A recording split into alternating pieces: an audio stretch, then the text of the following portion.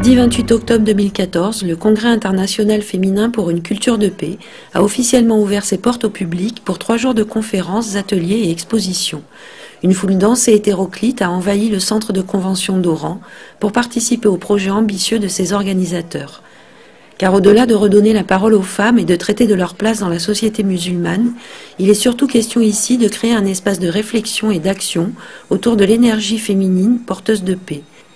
Et c'est ce qu'ont confirmé, chacune avec leurs mots, les différentes personnalités présentes pour l'inauguration de ce congrès unique en son genre. Ensemble, nous allons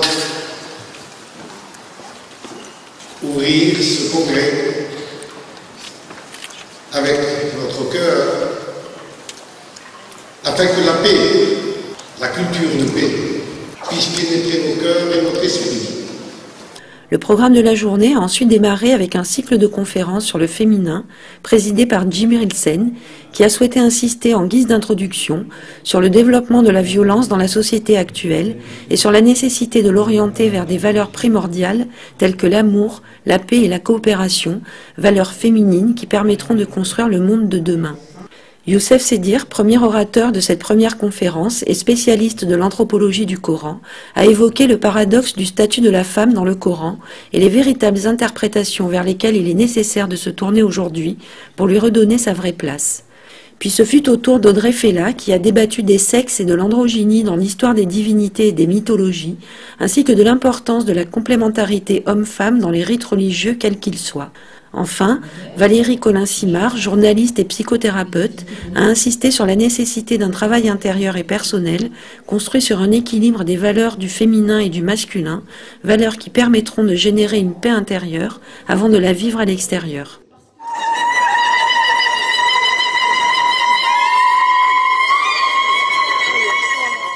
Cette première journée fut aussi l'occasion de découvrir en exclusivité Voilement-dévoilement, l'exposition phare du Congrès international féminin.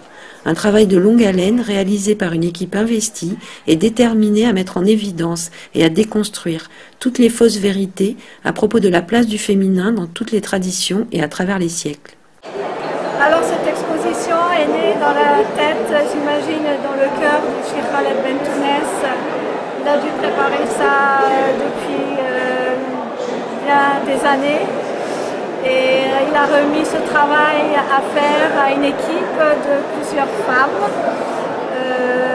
Ça nous a pris à peu près 1 an de recherche iconographique, de recherche scientifique, de textes. C'est ça le but, qu'on se réapproprie notre histoire. Dans le sens où on veut mettre en évidence que hommes et femmes partagent la co-responsabilité de l'aventure humaine. L'après-midi a laissé place à une série d'ateliers thématiques en relation avec le thème du jour et dont les échanges furent très enrichissants, comme l'a conclu Nadia Aïdzaï, membre du collectif Maghreb Égalité, à la fin d'un atelier dédié aux solutions à trouver pour mettre fin à la violence à l'égard des femmes. Voilà, et que ça a provoqué une grande émulation dans la salle, que les gens étaient très intéressés par le sujet sur les violences et que on a essayé de trouver des pistes et des solutions pour essayer d'endiguer les violences à l'égard des femmes. Voilà. Quelle solution? L'éducation, revoir les programmes à l'école, former les enseignants à l'égalité, parce qu'il est important que les principes d'égalité et de non-discrimination soient inscrits, qui sont inscrits déjà dans la Constitution, soient contenus dans le Code de la famille. Les femmes savent se défendre et parler au nom d'elles-mêmes et au nom des autres. Je pense que c'est un signe de bonne santé pour l'avenir de la société.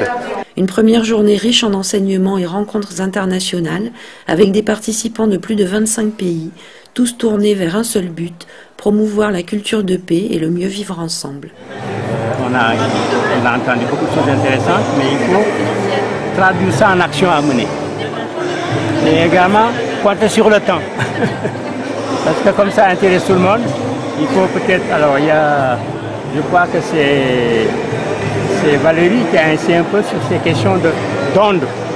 Une pierre qu'on jette, vous voyez, ça fait des ondes.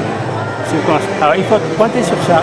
Et petit à petit, commencer ici, on a commencé ici, ça va s'étendre progressivement. Alors ça demande beaucoup de patience, mais d'action aussi, vigoureuse. Voilà.